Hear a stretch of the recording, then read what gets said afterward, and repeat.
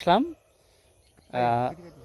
সিম খেতে আসলাম যে সিম ক্ষেত কত দিনের মধ্যে সিম হয় বা কত দিন হয়েছে সিম ক্ষেতটা লাগাইছে দেখা যায়। আমরা দেখব শুনবো কৃষকের কাছ থেকে। দেখা যায় সিমের যে ফুলগুলা আসছে, সিম এখন সিম দিবে এখন বোঝা যাচ্ছে।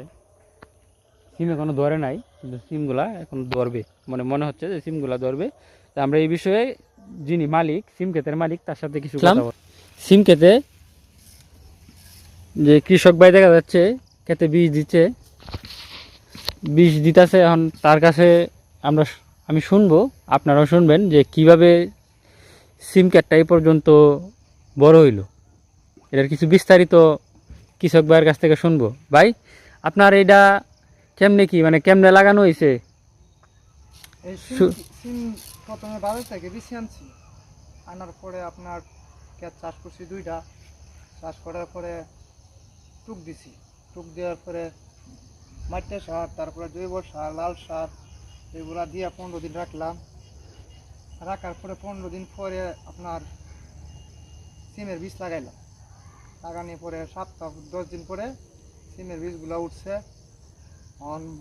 সিম গাছের বয়স হলো আপনার 40 দিনের মতো, 40-45 দিন এরকম। 45 দিনের মতো। এখন যে ফুল করা আছে, মোটামুটি গাছের ক্ষেতে মোটামুটি ভালোই ফুল আছে।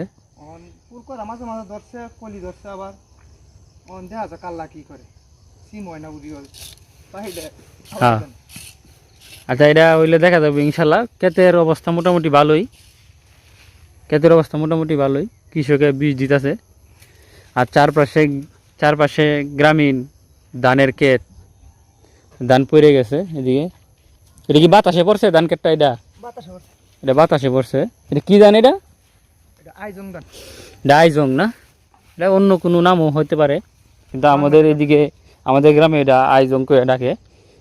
এটা আইজং ধানের চাল, কিন্তু খাইতে অনেক মজা, ভাত কিন্তু অনেক স্বাদ।